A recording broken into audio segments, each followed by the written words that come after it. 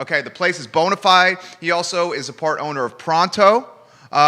He's got a fantastic business across the street is it Bottle House? Bottle House, yes. Opened New Year's Eve. Open New Year's Eve. So we're going to talk with a serial entrepreneur who knows the business inside and out, F&B, retail, and we're going to get his perspective on everything restaurant related and vaccine related. We'll also catch up with Scott Elliff, who's been in the news lately, the head of the Forest Lakes Neighborhood Association.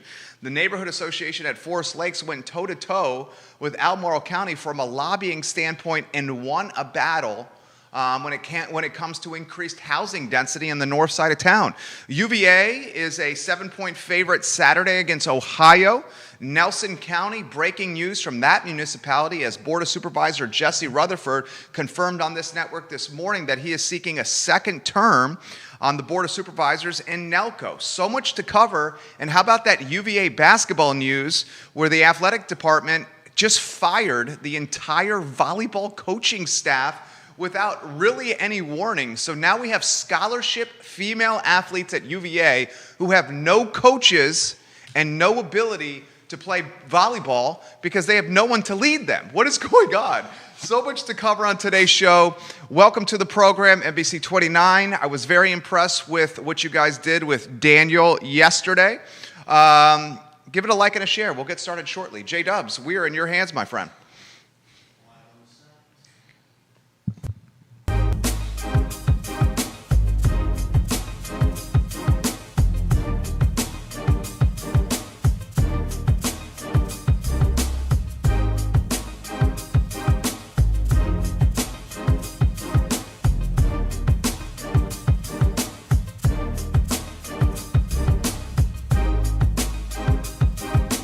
Guys, welcome to the I Love CVille show. My name is Jerry Miller. We are live in Charlottesville, the Commonwealth, the country, and the world on the I Love CVille network. We're presented and powered by Ting, Crazy Fast Internet. We use Ting to power this network, and we have a $289 savings for you only through ilove.ting.com.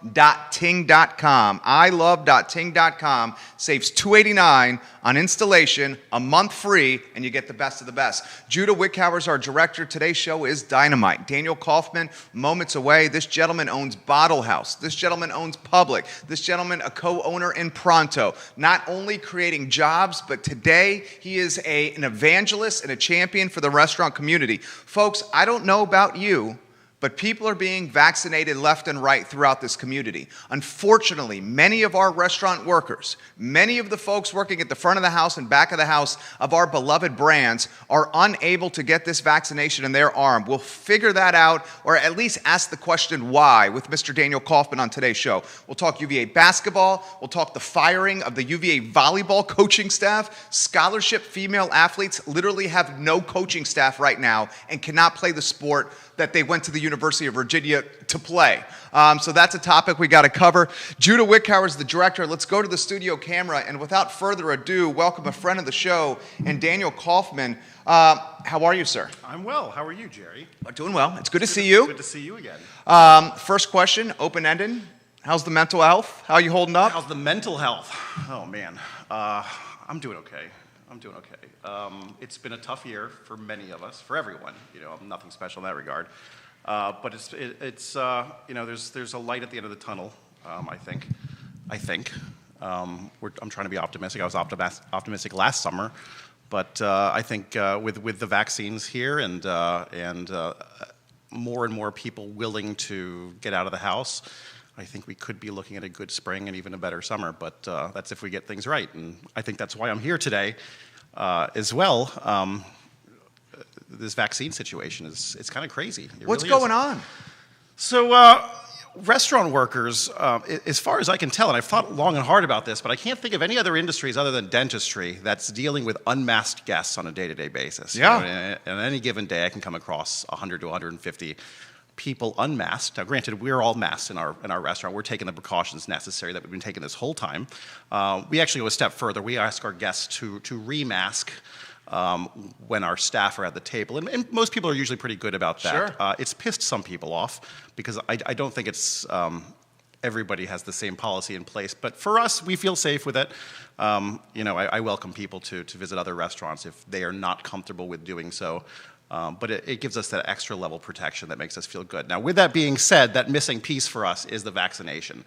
And currently, restaurant staff, we're a tier system here in Virginia, and I think I've done my due diligence on this one. We are still listed as 1C. The state lists a lot of other food service workers as 1B. These are grocery store employees, these are production workers, these are brewery and winery workers, butchers, things like that are listed as 1B, which is the current level eligible for vaccination right now. 1C apparently is sometime down the road. I've heard talk that it will be somewhat soon, but what's strange to me is that we weren't prioritized higher because of our vulnerability, because of the fact that we're interacting with the public on a day-to-day basis who don't have masks on. And if these masks have the efficacy, the safety precautions that we've all been led to believe, they've certainly done the job so far. We haven't had any COVID cases since June, and we've only had one amongst our staff, which we have traced to have come from outside of the restaurant. This would aggravate the hell out of me, and I'm going to offer some personal perspective, okay? Please. I'm going to be straightforward here. My wife vaccinated today. First shot, got it today. She's 35 years old, in perfect health. I signed up through the Blue Ridge Health District website. I got confirmation 2 minutes after Daniel Kaufman came in here that I got my first one next week. I can vouch for that. So the question I have for you, sir, is this. My wife's healthy, I'm healthy, our neighbors who have been vaccinated are healthy. We went through it the right way, just signing up through the Blue Ridge Health District. Why are we getting it before you guys? I don't know. And again, I don't take anything away from the people who've been vaccinated or invited to be vaccinated. I'm very, very happy for all of them, and I think it's great.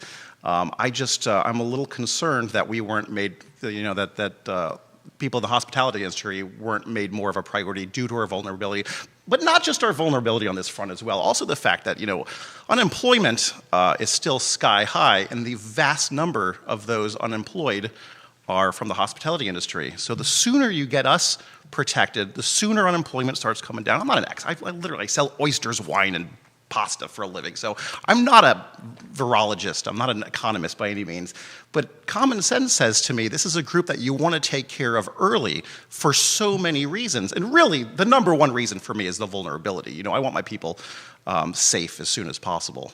I'm not that concerned for myself. I'll be the last person to take it as far as I'm concerned. I think we have a lot of people who work very hard in this industry for probably less pay than what they're deserved at the end of the day. We should be looking after them.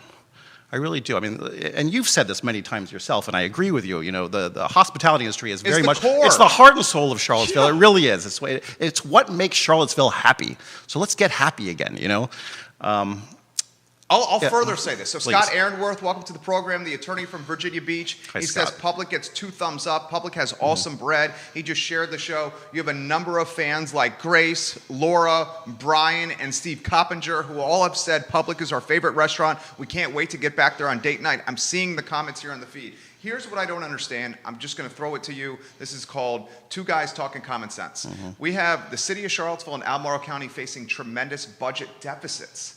Our restaurants generate tremendous tax revenue for these individual municipalities. I write a big check every month for those right? meal taxes. You know firsthand. Yeah. So it would make sense, just from a common sense standpoint, to get one of the most important industries in totality back in line from a full force, fully healthy standpoint, not only from generating revenue for Albemarle and the city, but how about a consumer confidence standpoint? Absolutely, and everybody wants to get back to normal as soon as possible, and all these people have been waiting to go back to restaurants. Of course, we're happy to welcome them back now, but I'm sure many, many of them would feel much better coming back knowing that the person looking after them, the person standing 2 feet from them, has been vaccinated, and that risk is gone. Aside from the economic aspect of it, it really is a safety thing. Now, and I've said it a million times, we take a lot of precautions to make sure our staff are safe, and it's worked so far. It really has. But we really, really want that last piece of the puzzle. Right. That's gonna make a lot of people feel better, I think, both from the service aspect as well as the diner's perspective. Vanessa Parkhill, thank you for watching. Neil Williamson, Free Enterprise Forum is watching. Seville Weekly and CBS 19 watching you here. Daniel Kaufman. He owns Public, which speaks for itself. The restaurant is banging, guys. It is so good. Co-owner in Pronto, Bottle House, his newest brand across the street from Public. So this man, a serial entrepreneur. What do we do? I mean, the Blue Ridge Health District, here's what I've seen, okay? During this time, I've seen them do a rebranding campaign from the Thomas Jefferson Health District to the Blue Ridge Health District. Yeah, that's right. They launched a new website that, frankly, when it launched, it did not have the bugs fixed by the time it went to market.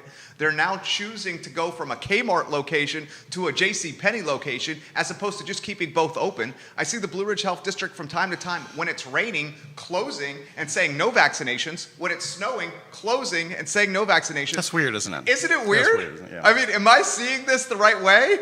It's strange to me.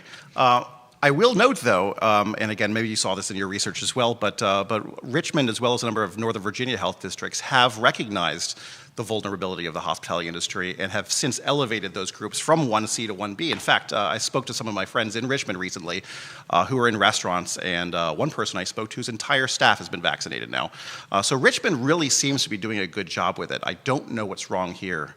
I know of probably the 35 people who work for my restaurants, I'm aware of one person who has been vaccinated. I've been talking to a lot of them lately. But she's 65, so she got it through age, which of course I think that's great. Those are the first people we should be looking at after the first responders, the people of elevated age. But from a vulnerability standpoint, I can't think of many other groups who are more vulnerable than us because of that absence of masks in the people that we're dealing with. Well, this is what I don't understand, and this is two guys that use logic to run their businesses here. I'm just going to go, my wife and I. My wife and I go to the Blue Ridge Health District website. We sign up according to our age, our body type, et cetera, et cetera. We get notified, come get the shot.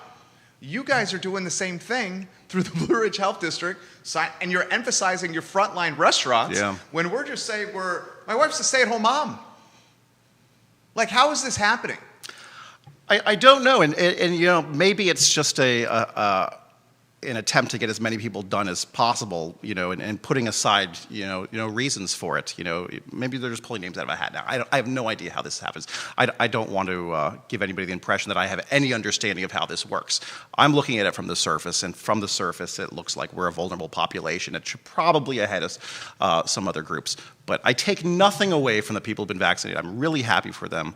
I think the more people that get vaccinated, the better. I had an opportunity recently to get. I did, and I turned it down. It didn't feel right to me at the time. And it was through a shared link. I later found out. This is before people were talking about these shared links, and a number of people were able to get appointments from this shared link and subsequently vaccinated. I decided not to at the time. It didn't feel right. However, I don't want to be the first person on my staff to get vaccinated. That's not right to me. I'm not the most vulnerable either. I have some older people who work for me, and I'd much rather them get taken care of first. But I'd like that opportunity to open up for all of us. I really think that would make people feel a lot more comfortable coming into work every single day. And I think most of my staff feel pretty comfortable, but they deserve that extra layer of protection. They work very hard, and they put themselves at risk to come to work and earn a paycheck. I'd like them to have that as soon. You're getting props, and this show is airing on every social media platform humanly possible. Neil Williamson's watching the program, the owner of the Free Enterprise Forum. He shares a link that regional tourism tax revenue is down over $3.5 million since COVID. A direct correlation with tourism and tax revenue in restaurants like this man. It's a big chunk of change. Yeah, Ray Cadell, great restaurant, Public, #2 in my world, and I'll be back very soon. I was vaccinated on Tuesday. That was my second one. The Aberdeen Barn will always be #1, but Public is #2 for me. That's great company to be in right there. More comments coming in from you. They may be by about 40 years, too. So. Oh, yeah. Kelly Jackson watching the program, and more comments coming in from Cindy Shorberg, the owner of Keswick Vineyards. Let's get to Kelly first, guys. Restaurant workers need vax ASAP. They are with the public that are not wearing masks. Why are grocery store workers in 1B and not restaurant workers? It makes no sense. And they have every right to be in 1B as well, I think. They have every right. They're dealing with hundreds of people in a day. They might be dealing with masked guests or masked customers, but from a sheer number standpoint, they're coming across so many people. I take nothing away from them for being in those groups. I don't take anything away from anybody. I just want to be. I think we should just be a little bit more of a priority. Cindy Schornberg, Keswick Vineyards. Trying to get a vaccine is like playing the Hunger Games, Daniel Kaufman. Kind of is. Yeah, I've been talking to a lot of people. One of my former employees came into our shop the other day, and I was chatting with him, and he had an appointment for sometime this week. It might have been a couple days ago now, but he was driving out to West Virginia, I think, or somewhere near West Virginia. I mean, I've heard of so many people driving out to the boonies because this is where they're available, but that shouldn't be the case. No. Why is this? You know, And did he get it? I believe so, yeah. So yeah. he drove to West Virginia, Yeah, got the vaccination because he heard there were some open slots? Yes, my partner in the bottle shop that we've opened, she works for Capital One, and they've been advising some of their staff to drive to West Virginia and to Maryland to get vaccinated because this is where they are. They don't seem to be here, and I don't understand why. It's I don't nuts. understand. It is nuts. I mean, from my standpoint, there is no industry in Charlottesville that can help get this economy and community back on track than restaurants. We are a restaurant community. Yeah. This seems like an absolute no-brainer. What are your colleagues saying? First fellow owners. And again, I've been talking to them, and we can't seem to find any of our staff members who have been vaccinated. You know, we have a group text that's been going. If anything, this whole thing has brought the restaurant community here together. We're allies in this. We're not competition anymore. We'll go back to competition when this thing's over. But there's some really good people in this industry. We've been in really good touch during this, and I questioned the group. I said, has anybody been vaccinated? Has anybody's staff been vaccinated? And the overwhelming answer was no, and it blows my mind. It really blows my mind. We employ so many people. I mean, it's less than before, but we employ so many people. It would do a lot to get things going again. It really, really would. Ray Cadell says, Lynchburg for me, my wife and adult children are on the way to Mount Jackson right now for this exact reason. Crazy. They're driving to Mount Jackson right now. He went to Lynchburg. I mean, we're not speculating. We're just two guys having a conversation in front of some microphones. Maybe it's an organization thing. Maybe it's this is the first time we've ever been in a pandemic thing, so there's really no protocol. Maybe nobody said anything yet. I mean, maybe somebody finally spoke up in Richmond, and then, you know, they elevated the Richmond restaurant scene. You know, maybe somebody did the same thing in Northern Virginia. So I'm hoping that this has some effect. I'm hoping somebody hears this like, wait a minute, he's got a very good point there. Let's fix this. Now, there's talk that 1C is soon down the pipe. I don't know what soon means, but... KJ says this. Kelly, great point. She says, CVS cannot ask for documents. You can sign up at CVS. Yeah, I wouldn't feel good about doing that. They cannot ask for documents or what group you're in. I've heard people suggesting that, and that doesn't feel right to me. Right? I don't. She said the system doesn't work. Is what she said. It's really weird. Yeah, I've had people, you know, mention that I should just say that I work for this or I work for this or I work for this. My people should say, and that's probably not how this should go. How did you go? Walk me through this. You had the opportunity to get vaccinated. Mm-hmm. Walk me through the mental conundrum that you were dealing with at that point. I had some guests in my restaurant, some regulars in my restaurant who I didn't see for a very long time because they were afraid of COVID. And I think they felt a little more comfortable coming out. They have not been vaccinated yet. You know, they're not seniors by any means, but they're definitely older than I am and probably a little more susceptible to getting COVID than I am, or at least the effects of it. And they hadn't been vaccinated. They hadn't heard anything. And I couldn't imagine saying that, you know, that I have and they haven't. I mean, they've barely left the house in the last year. Who am I to have? You know, it didn't feel right to me. Again, I want to say it again. Yeah. Not taking anything away from those who have gotten it. I'm really happy for them. We know that. But at the time, it didn't feel like the right thing to do. It was also before there was a lot of, you know, it was a shared link. You know, you've heard about these shared links. Oh, yeah. And I mean, one of the shared links got shared so widely that a ton of folks showed up at the Kmart location in the rain. Yeah. And then the Blue Ridge Health District said, you weren't supposed to be using this shared link and turned everyone away. I heard. I was there. Oh, you were there? I was there. Yeah, right? Was it like 100 people? So the first time this share link came my way, I followed the link, and it specifically said, this is for this group, this group, this group. But I was told that they weren't qualifying those things. It was whatever, just pick one of these things. And I opted not to do it because it didn't feel right. The second time I got a shared link, none of those qualifiers were on there. It was like, if you've... it seemed eligible at the time. So this was shared to a lot of restaurant people. I know other people who did this as well. We signed up. We were able to get an appointment thinking it was legit, thinking it was okay. And we got there and they said, no, I'm sorry, we can't do it. This link was shared too many times. We don't have enough vaccinations. They also said they'd give us a call the next day or send us an email to Did that happen? No, didn't happen. Didn't happen for any of the people that showed up that day. And I felt bad as well because I shared it with some of my staff who showed up for an appointment as well and were turned away. So it's crazy, man. It's this whole situation is it sucks. But maybe somebody will listen. Maybe somebody will take note to this and give a little more priority to this extremely large and extremely vulnerable group. And that's what I respect what you're doing. You're putting a spotlight on this. Erica Renee is watching the program. The system also doesn't work once you get to some of the clinics. It's a giant cluster indoors with people failing to wear masks properly and records unable to be found. One would think this is far into it. They would have the process nailed down. Next time they need to ask the animal rescues to run them like a rabies clinic. Erica Renee, welcome to the broadcast. I mean, I hadn't even thought about that. Going to a clinic to get a vaccination and everyone's crammed indoors prior to the shot.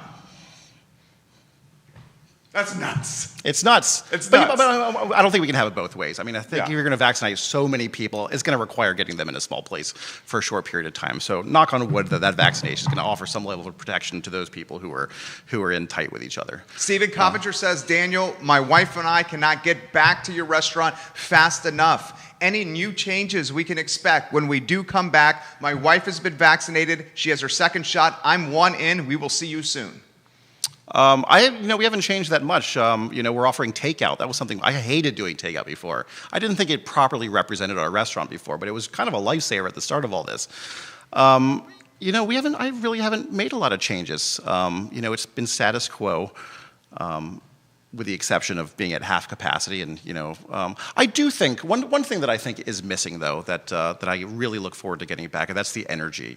When you've got tables here and you got tables here and you got tables here and you have nobody sitting at the bar, you're missing that energy. And what I liked about my restaurant before, it's tiny. I mean, everybody knows who's been in my restaurant. It's absolutely tiny. You're elbow to elbow to somebody. Someone's going to bump into you that time. But I think so many friendships started there from people sitting at the bar being too close to the person next to them, uncomfortably close to the person next to them. I think that energy is missing right now. Having tables scattered all over the place, and I want that back. I really want that back.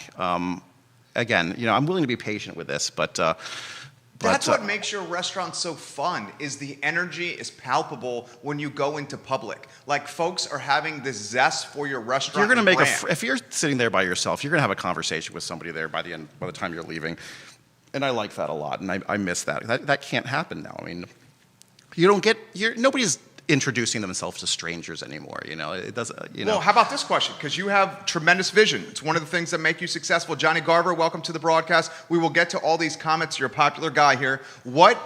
How do you see them changing after COVID, after we get the vaccinations out, some herd immunity, people coming into restaurants for happy hour, talking with the bartender, talking to the strangers, stool to stool, like you're saying? Is this how it's going to be again? Or has social and human behavior been changed for good? I don't think it's been changed for good. I think people are dying to get back what was there before. I mean, I think that's why you're seeing in states that are loosening restrictions, people acting like this isn't happening right now because they want some sense of norm.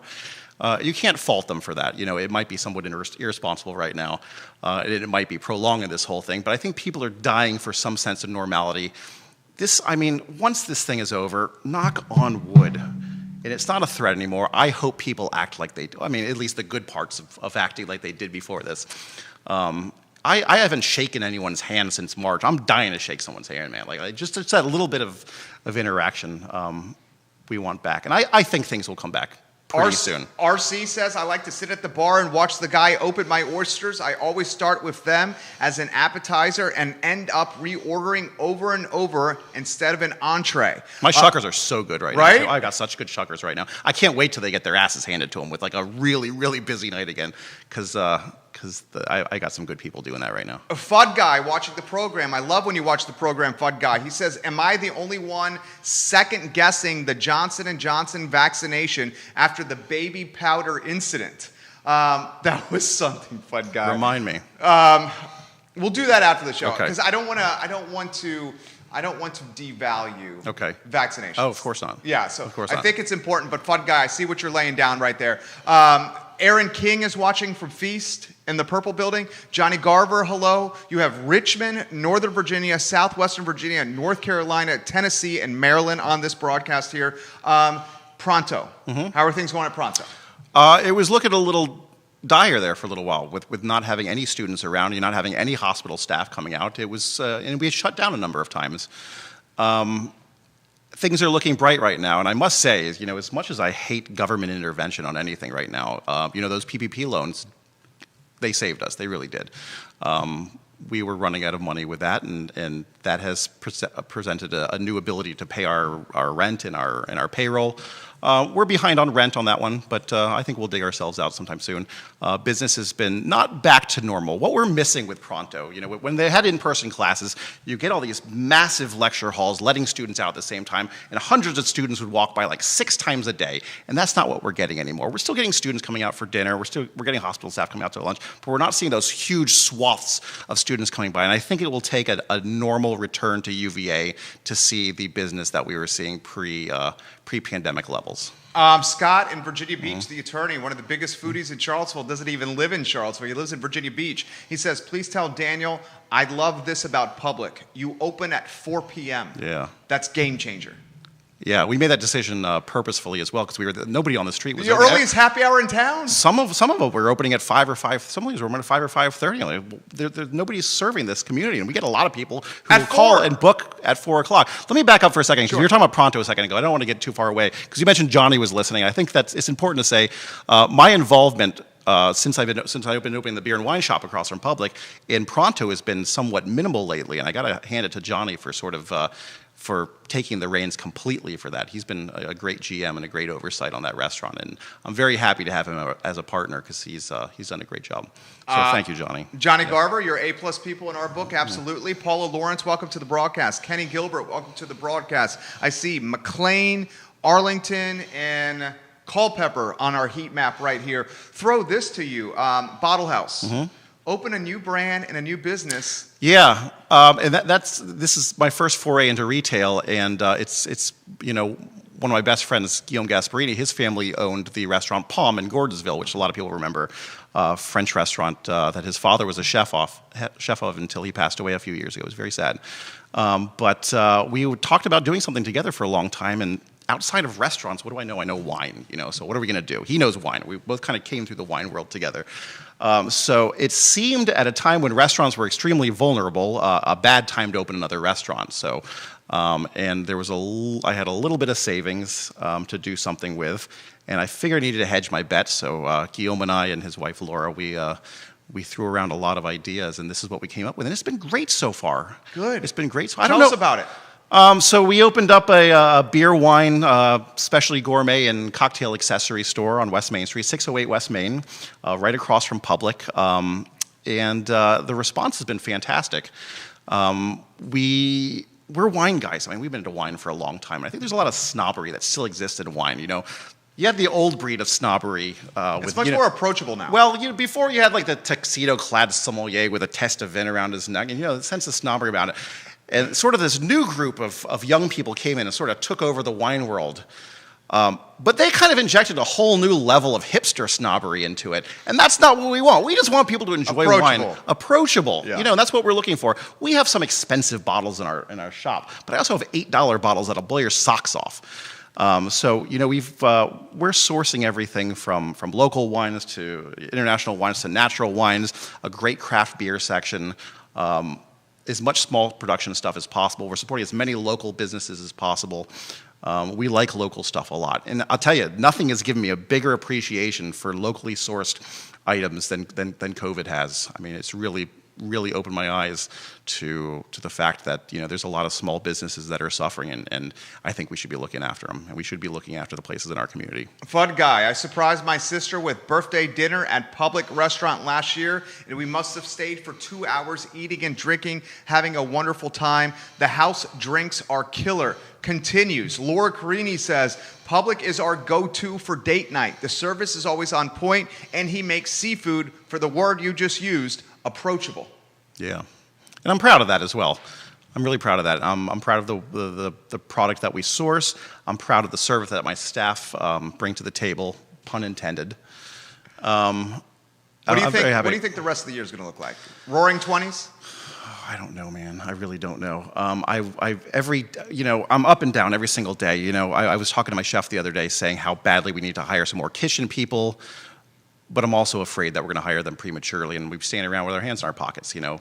But I want to be prepared once this thing has back to normal. When the governor says that you can, you know, there's no more social distancing required in restaurants anymore. Put all your tables back, put your bar stools back. I want to be ready for that day one. I really, really do. As long as my staff are comfortable with that as well. But that's where I'd like to be. Can I answer a staffing question? Yeah, please. Prior Please. to Yes. COVID, Yeah. the supply chain of front of the house and back of the house workers was stretched extremely It's thin. worse now, and I It was don't a get staff it. shortage. It's worse now. Now, with a lot of the restaurants closed, Yeah. the staffers have changed careers and are doing other things. I think a lot of them are still in unemployment, to be honest with you. What is going to happen from a staffing standpoint when we reopen? I don't know. I have ads up right now, and I'm getting very few bites right now. I have hired some new people recently, mostly front of house people, but the back of the house is the tough spot.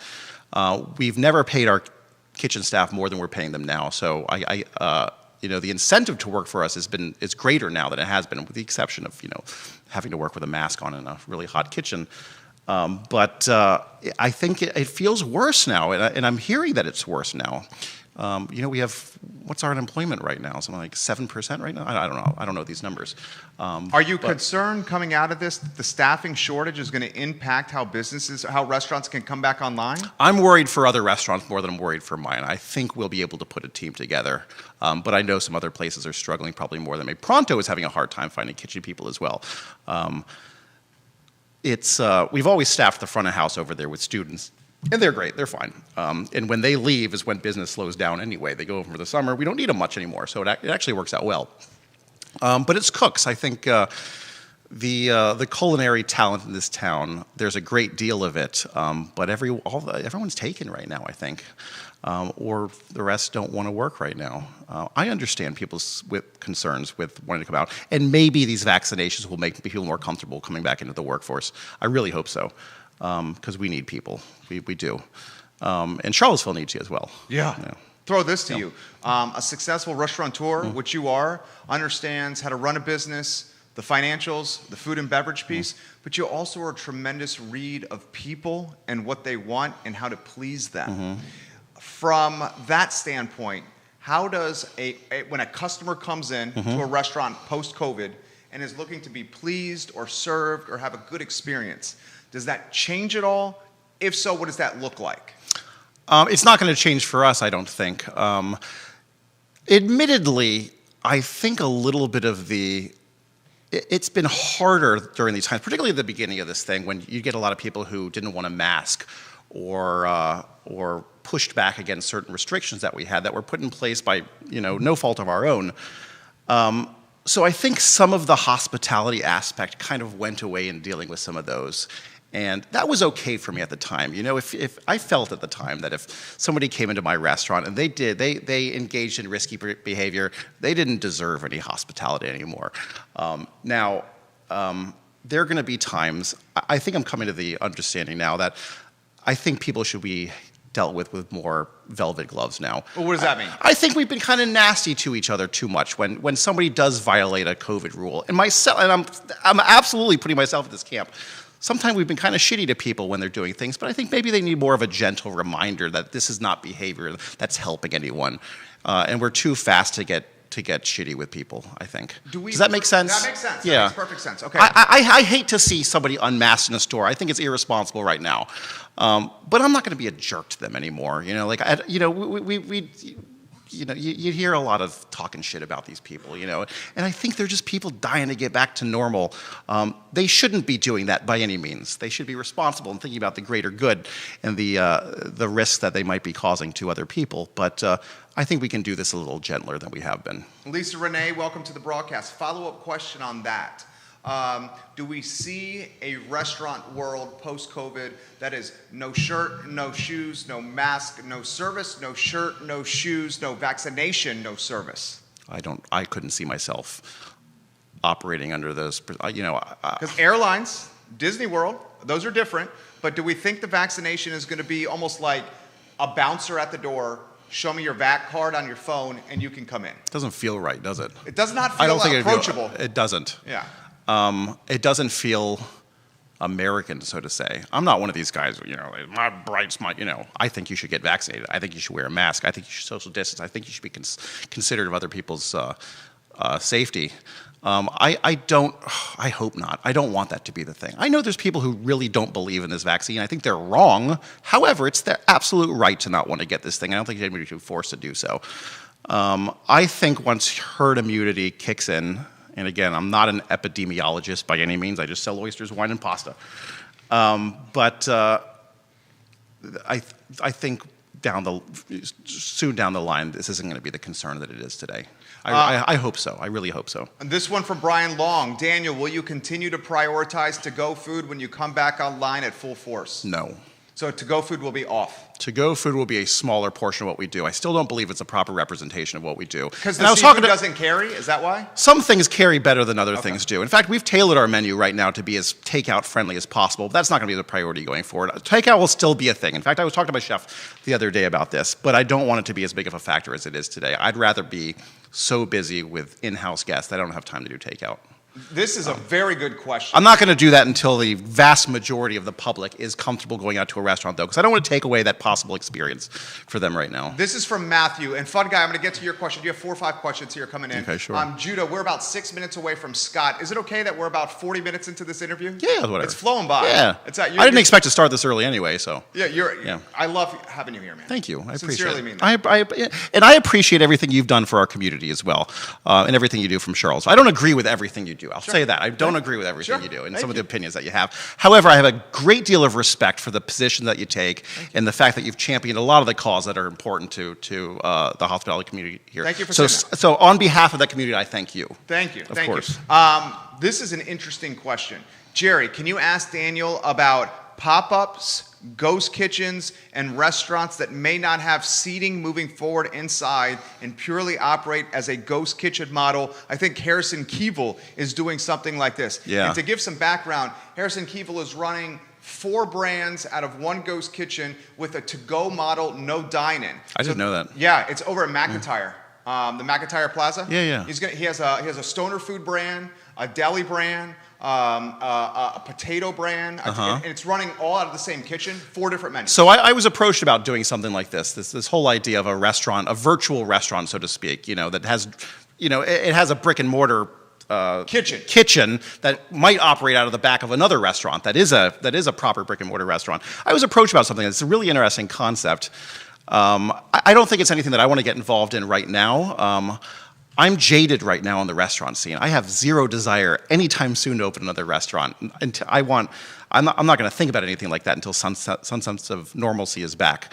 But I think it's a really cool concept, though. I really do. Is it a fad? Because why? No, I don't think everything. I mean, a lot of these things started as a fad anyway and stuck.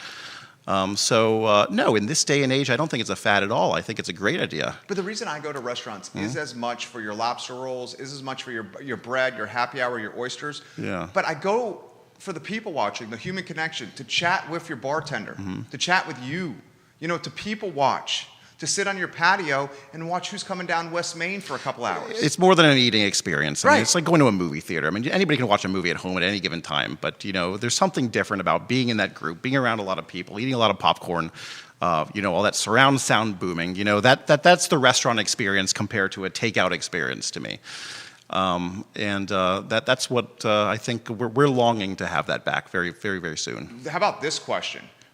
Fun Guy, you've been asking great questions lately. Jerry Miller, can you ask Daniel Kaufman what he expects from the city this summer with helping local restaurants bounce back from COVID? Has the city been a partner?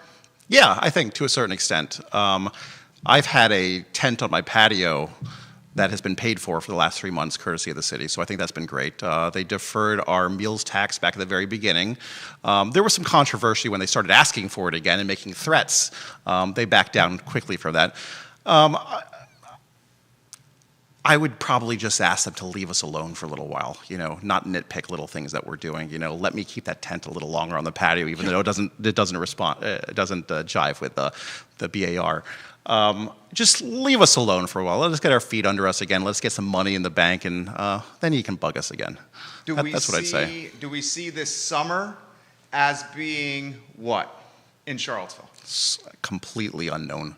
Yeah. Completely unknown. I mean, Ryan yesterday, what did he say? He said the there's going to be some allowance of graduation Right. festivities happening. I was going to ask you about that. What What'd do you I make do? of that But news? what do I do with that?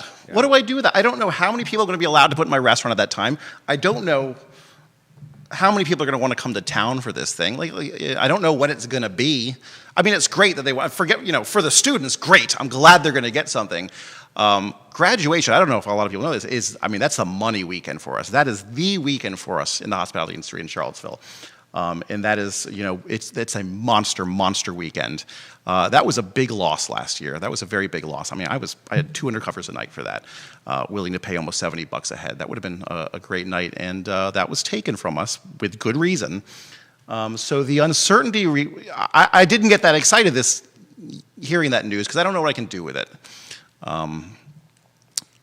Should I start taking reservations for it? How many parties can I book? I mean, normally I am packed to the gills for that weekend, but considering that I have a bunch of 4-tops in my restaurants and 2-tops in my restaurants instead of tables of 10 I can put together, I don't know if I can book anything. So we'll see. I think there's still a big question. And again, I'm fine doing what I'm doing right now for a little bit longer, but I sure hope there's an end to this soon. Our common friend Patty Zeller giving you Hi, serious Patty. props right now. Yeah, she's a nice lady. You're gonna appreciate this from Grace, Australia. Daniel, we have not met, but we love your restaurant. Thanks. My husband and I will come support you many times over. Thank you very We will much. see you this weekend. Can we eat inside? Can you eat inside? Yeah. Okay, there you go. And all my tables are spaced at least 6 feet. We allow for a longer dining time now as well, so we have less people coming through the door as well. So I think we've made a safe. I've been contacted by no what do they call them? Tracers. Contact tracers about anybody getting sick from having been in the restaurant. So I think we're providing a pretty safe experience. And like I said, I mentioned earlier, we take it a little bit further. We ask our guests to put the masks back on when my staff are at the table. In fact, one of my servers was very clever about that. When we seat somebody at the table, the guests are looking at the menu. We take a drink order. She leaves the table, and she'll say to them before she leaves, what does she say? She says, just go ahead and throw your mask on when you're ready to order. So she won't even go back to the table, which is great, and they appreciate that as well. That's become the signal to, I'm ready to order now, because the entire table has their mask on. So little clever things like that, I think, have made this a safer experience and for everybody involved. I am a huge fan of Daniel Kaufman, if you have not realized, and I love Public, if you have not realized. In fact, I have ties to Public from when it was One Meatball Place, when we launched the brand for Richard and Meg Zakis. I still write him a check every month, And too. then He's held the note for the original sale, yeah. And then we go into Public and enjoy his happy hour, his bread, his lobster rolls. Okay, get us out of here on this note. This has been a phenomenal interview. In about 30 seconds or so, how about a message for the Charlottesville community? Everyone that's watching. I would just say, for the most part, everybody has been great, and the overwhelming support has been fantastic through this, through a tough time for our industry and for every industry. With that being said, maybe with the exception of Amazon or some of those big box places. Target, Costco. They've all done well. I'm not worried about them. But it's been a very supportive community. For the most part, it's been overwhelming, and I would thank everyone, and I would want to thank my peers in the restaurant industry as well for being so supportive through this and offering a little bit of therapeutic intervention from time to time. What does that mean? Well, we're all kind of there for each other. We bitch to each other, we support each other, we offer incentives or advice. A lot of these ideas that we're doing here has just been shared amongst us, and I think it's a really tight community who cares about one another. It's not about competition, it's just about looking out for one another, and I think that's great. You are the man. I sincerely mean that. Thank you. Thank you for coming on the show. Very happy to. Anything you need, anytime. We Thank will you. change the schedule, rebook, and roll out the red carpet for you. Which camera's on right now? This camera's yours right Bottle House, 608 West Main Street. Come check us out. now. There you go. I Thank gotta you, go. Daniel I gotta get a Kaufman. plug in, yeah. You have a good afternoon, sir. We'll see you soon. Thank you. All right. Yes, sir. Yes, sir. That way. Daniel Kaufman, Boys and Girls, Bottle House, Pronto, Public. He's creating jobs, and he's doing great things for this community. I love this guy, and I love the business he's running. Judah Wickhauer, I'm going to give you this over here. Take care, Daniel.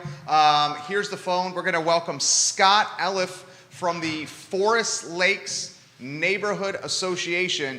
He successfully lobbied Albemarle County and some of his peers. Scott, give me 1 second, and we'll go to you in 1 second. You are live, Scott, here on the show, but give me 1 second. Scott and the Forest Lakes Neighborhood Association, along with maybe the Holly Mead Association, and he'll help educate us on this, successfully lobbied Albemarle County leadership and kept added density from coming to the northern part of the county of Albemarle. All right, Scott, the show is yours. Where should we start, Scott? Well, you're in a little bit of a fishbowl, but I don't know whether you can hear me okay. We can hear you. Perfect. Yeah, well, thanks for having me back. I was on your show, I think, a week or two before the hearing with the Planning Commission about the what they call the RST development up in the Forest Lakes, Holly Mead area. And we had that meeting, so I think the purpose today would be to give you the readout from it. Okay, do it. The show is yours. We have you on speakerphone. I'm a little further away from the phone. That's why you hear a little bit of a fishbowl, but your audio is coming in loud and clear. Scott, the show is yours. Tell us what's happening.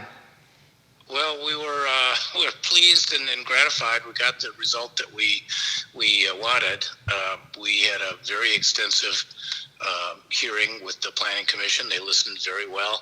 In their comments at the end, they fed back a lot of the concerns that we had. And ultimately, they deferred the proposal. In fact, they deferred it because the developers' reps stepped in and said that they would want a deferral, which I guess happens quite a bit when you see the writing on the wall is that it would be declined. And so they're been sent back to the drawing board, basically, to rescope, resize, rethink this whole development based on the wide range of concerns that we showed about it and that we talked about last time I was on. When you guys were in front of the Planning Commission, I was reading Allison Rabel's story in the Daily Progress, and she characterized it as, and I'm using my words here, as a very organized effort, people working in concert. Correct me if I'm wrong, you guys did a PowerPoint presentation from someone in the industry of what the area could look like if this density is added. Can you give us the flip book of what happened from your perspective at that Planning Commission meeting? Right. Well, I've participated in some other public meetings, and God bless the people that are commissioners and supervisors and all. When they hear from the public, it's often kind of a little rambly and repetitive and light on specifics and everything. So we took just the opposite approach. We had a very comprehensive approach. You only get 3 minutes per person. So we had about 25 people from our community, the president of both of the boards, longtime residents, moms, retired people. There was a zoning attorney on there. There was an environmental scientist on there. We actually contracted for some outside expertise on traffic and on community design and so forth. And so we heard from them as well, and used a PowerPoint to show actual illustrations of what the place would look like, how dense it was, what the views would look like from the surrounding community, how long the traffic backup could be in the mornings, environmental aspects, the report from the school district about overcrowding and future trends. I mean, we hit it from just a ton of different angles, and a couple of people afterwards told me they thought it was kind of the shock and awe approach, I guess, to coming at something like this. But we were certainly organized and united and comprehensive, and I think very analytical and thoughtful in what we came up with. And so we're pleased and gratified that all that was written into the record and understood, and that the developer is supposed to go back to the drawing board and start all over again. What do you say to this? Neil Williamson posted on the feed, as I stated last night, NIMBYism is our greatest challenge to affordable housing. NIMBYism is not in my backyard, an acronym. What do you say to the folks that say your efforts are NIMBY in their foundation? Well, NIMBYism to me is kind of without substance. It's just I don't want it. Ours was just the opposite. We studied the traffic. We studied the environment. We studied the schools. I mean, any place you live, anybody, you got to look at what's the impact going to be on the surrounding community.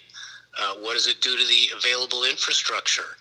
Does it cause issues for people that live there in some sort of quantitative, real sort of way?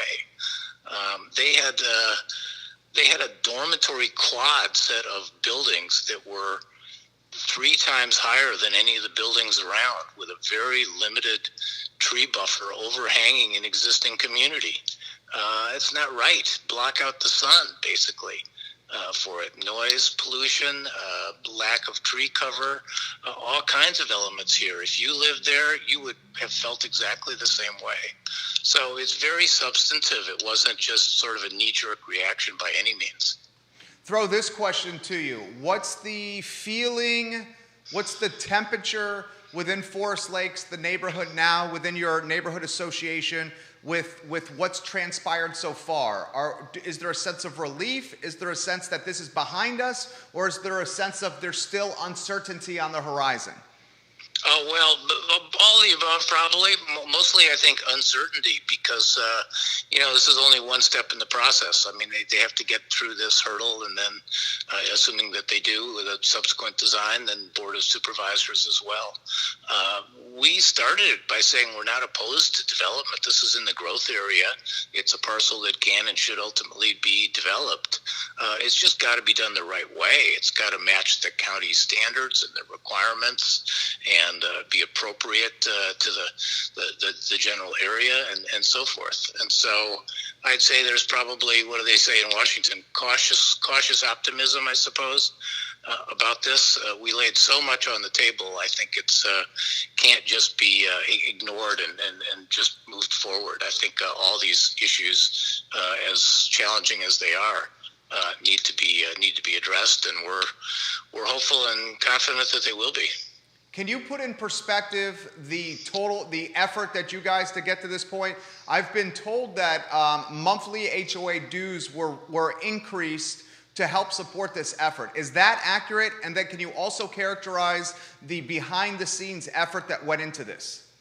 Well, not quite right on the dues. I mean, I'm on the board, and we set the dues every year. The dues increased for other reasons. I mean, the minimum wage is going up, and we have a couple of pools and employ a lot of guards, so that's going to be added costs for us. COVID added costs for us for cleaning of our gym and other facilities and so forth. We have contracts for landscaping and pay utility bills and everything. So we did contract and spend some money to get outside help on this, expertise on it. Just frankly shows how much we care. But that really wasn't the reason that dues went up. And by the way, dues are very limited and very favorable here in Forest Lakes, and we have a lot of good financial controls. So I think that's kind of a red herring. What I think is more important is, this community cared enough that they put some money behind their interest and knew that they needed to get professional help, in part because, frankly, sometimes officials don't listen to people who aren't experts. So we actually got experts on traffic and on community design, and they were very helpful in better framing and quantifying the issues. So it was a lot of work.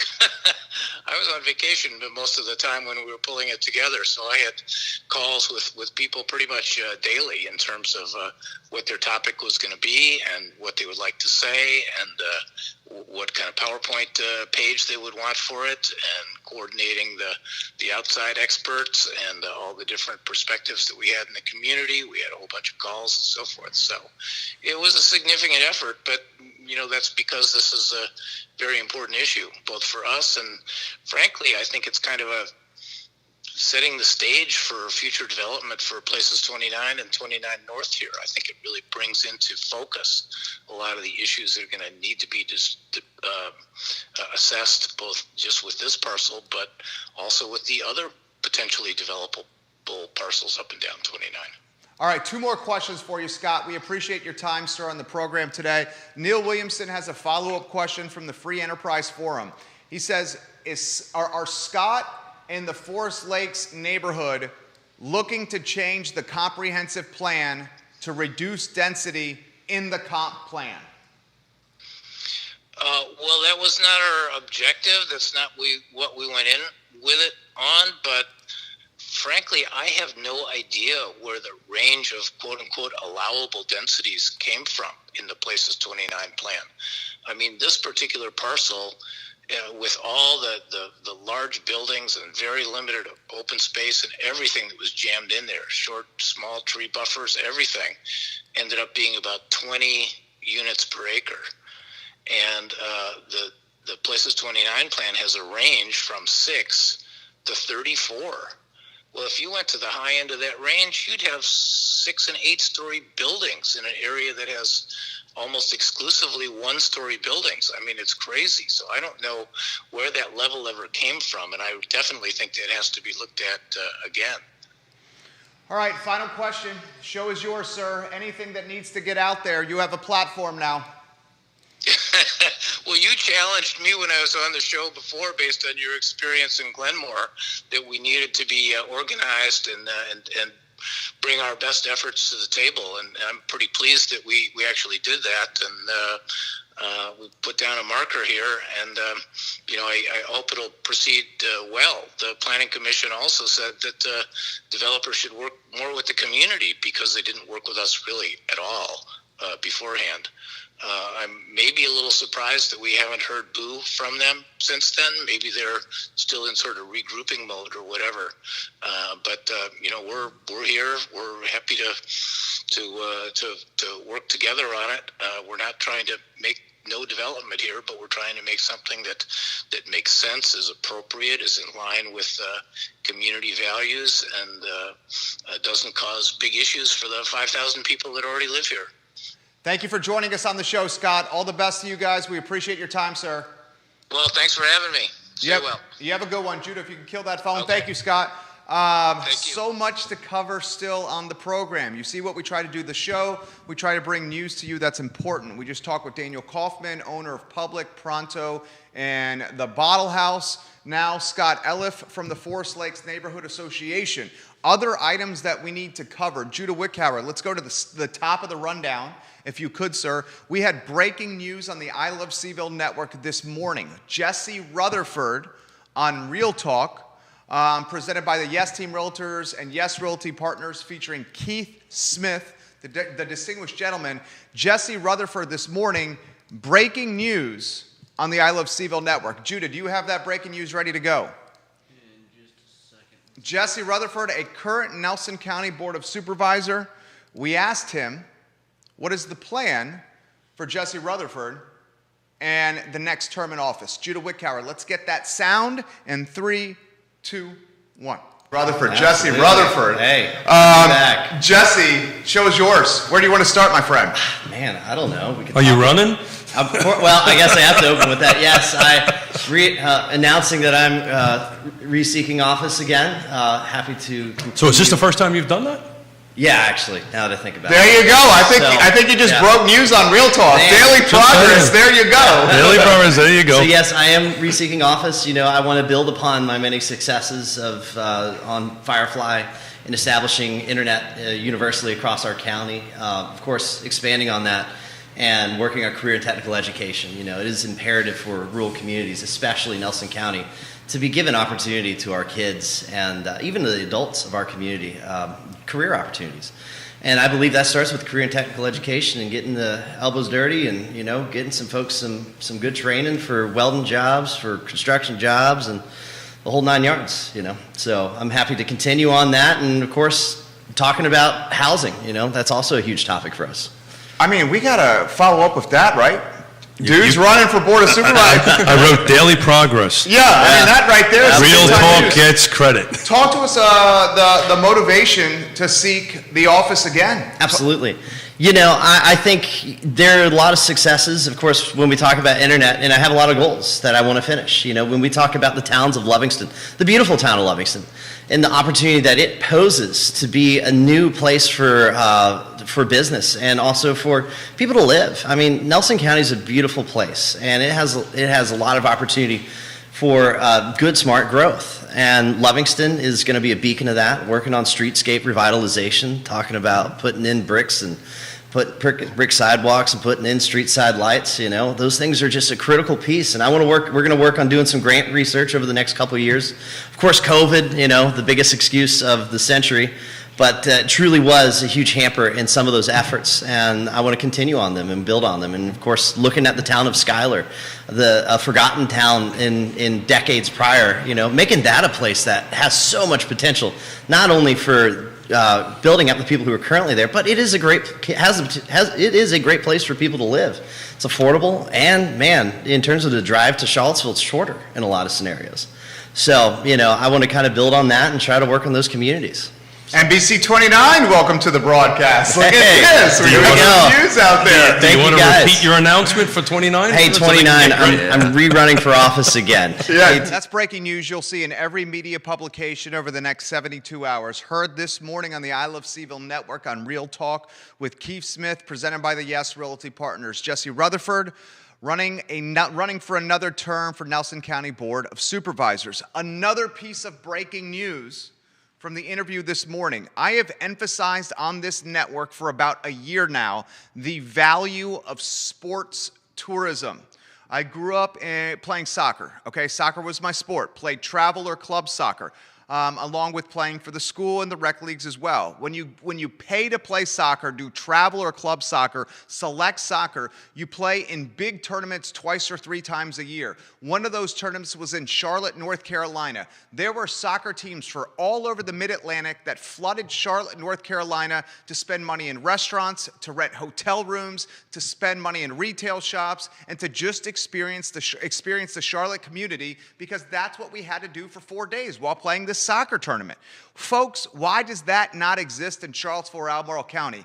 While thinking about that today on Real Talk, Jesse Rutherford mentioned that Nelson County, which has tons of money in its coffers because it's been very fiscally conservative over the years, Jesse Rutherford, Nelson County Board of Supervisors, mentioned on the show today that Nelson County is looking to build a sports complex that can be a regional draw, and they are going after sports tourism dollars. So folks, I have said many times on this program, Ann Malik, Ned Galloway, Donna Price, Liz Palmer, Rick Randolph, Albemarle County leadership, let's go after sports tourism by creating a fantastic sports epicenter somewhere in the county, whether that's Darden Town, whether that's north of town, east of town, wherever it is, we need one. Nelson County is now going after this tax revenue. Nelson County may be the first county in Central Virginia to have this type of sports complex to attract the regional advertising dollars to their municipality. Is Nelson County local government upping or beating Albemarle County local government to an opportunity that has tremendous return on investment possibilities? Sports tourism, think Richmond, Virginia. Think Richmond Striker Park. The Richmond Strikers are a private club team, and they've built an epicenter for soccer. Richmond often, yearly, hosts regional soccer tournaments, and thousands of kids and their parents flood Richmond to spend their money. Think about this. Why is this not happening in Charlottesville? Charlottesville and Albemarle County have the University of Virginia in its backyard, one of the best athletic programs out there. Charlottesville and Albemarle County have resources that a lot of municipalities do not. Nelson County is going to the wall and building a sports complex, trying to be the first to market in Central Virginia to host regional soccer tournaments so they can capture the tax revenue. Think about that. So props to Rutherford, props to Nelson County, and props to their government for being ahead of so much, whether it's broadband internet, whether it's being physically conservative with taxpayer dollars, and now this sports complex. Judah, have we played that sound yet? Yes, sir. Let's play that. If you have that ready to go, my friend? Let's play it in 3. Here's Jesse Rutherford on the sports complex from Real Talk this morning. 3, 2, 1. And guess what? We were very cautious when it came to capital improvements, and we're very cautious in looking at what major recurring expenses we would take on. And, as we're looking at this, we now have a great opportunity to look to the future and how can we now take advantage of our next steps. Guess what? We did internet, and now we're going to be looking at potentially doing a sports facility in Nelson County. Get out of town. Yes. Did you know that, Smith? Yes. I just learned that. So What? one of the things that we're going to be looking at is, since we're so fiscally responsible that we've said, you know what, it's time for us to get ahead of Albemarle. It's time for us to get ahead of these places. We don't want to boom. We don't want to be a crowded town. But we want to be a place that you have so much value to live there even further. So we're looking at doing a recreation facility potentially. What's that mean? So that means basically we're going to be looking at giving our kids state-of-the-art fields, state-of-the-art lights, state-of-the-arts. Basically anything that has to do with sports, we want to be the sports arena Are potentially. you going after sports tourism? I think we're going to be looking at, I don't know if you know South Hill and their kind of concept. Basically, they have a little bit of a similar, where people come all over the state to participate in tournaments there. We're kind of looking at that, but we want to really focus on the kids in Nelson and how it is that we can not only have the internet access in the great school system, and of course, but we also want to be able to, encourage athletics. We think that's a very important piece of our county and the future of our neighborhoods, All right, so that was Jesse Rutherford on Real Talk this morning on the I Love Seaville Network. Airs Tuesdays and Fridays at 10:15 a.m., featuring Keith Smith of Yes Realty Partners and Yes Team Realtors. A couple more items out of the notebook. First, UVA basketball, and then the soap opera that is UVA volleyball. The hoops first. Virginia has got Ohio on the docket. A game of epic proportions, number 4 UVA against number 13 Ohio, 7:15 Saturday night. Folks, it's on True TV. We will all be watching this game. The Wahoos, a 7-point favorite as of now. Everyone's asking, who's the UVA basketball player who has COVID? Well, we'll find out when that basketball player is either not on the sidelines, if he's a bench player, or not in the starting lineup, or one of the first guys off the bench, if he's a starter or a key contributor off the pine. We'll find that out tomorrow, okay? I will say this. From my standpoint, I was having this conversation yesterday with family and friends, my wife included. Of any guy on this team, I would say Kihei Clark, if he's the one that has COVID and cannot play these 2 games, that would impact the team the most. I am not saying Kihei Clark is our best player. I am saying Kihei Clark is our most important player. And Kihei having COVID and not being able to play, I'm not saying it's him. I'm just talking out loud right now, okay? You can make a strong argument for Sam Hauser, for Jay Huff. You can make a strong argument for Trey Murphy, 3 sticks. Those 4 guys, the nucleus of the team. But from my standpoint, the most important player on this roster is a 5'7" scrappy point guard with a high motor that goes after opposing point guards from a defensive end. If he's the one that has this, that's impactful, okay? I don't think it's him. I'm not saying it's him. We'll find out tomorrow who's got it. Now let's talk about this basketball game. Wahoo's, again, a 7-point favorite. I've said on this show many, many times, one of the X factors of this team is the value proposition of Trey Murphy 3 sticks and the scoring he offers. When Trey Murphy 3 sticks scores 12 to 16, 17 points a game, it opens up the entire offense for Jay Huff, Sam Hauser, and Kihei Clark to do their thing. When Trey Murphy 3 sticks scores 2, 3, 4 points a game, like he has sometime this season, the offense is really bogged down, and defenses can shift their attention to Sam, Jay, and Kihei. So Trey Murphy 3 sticks, a critically important part of this basketball team. 7-point UVA favorite as of this morning. 7:15 tomorrow night on True TV. Let's talk volleyball. Did you guys see the news that the University of Virginia Athletic Director Carla Williams fired the entire University of Virginia volleyball coaching staff? There was an internal audit done with the volleyball program in the middle of the week. 24 hours after this internal audit the athletic department did on the volleyball team, 24 hours after this, the athletic director of the University of Virginia pink-slipped, canned, fired, hit the road jacked the entire coaching staff. Have you ever, in the history of following sports, have you ever heard of an entire coaching staff fired mid-season? Folks, we've heard of head coaches getting fired mid-season. We've heard of offensive coordinators getting fired mid-season. Defensive coordinators being fired mid-season. Have you ever heard of an entire coaching staff getting canned in the middle of a campaign? I have not.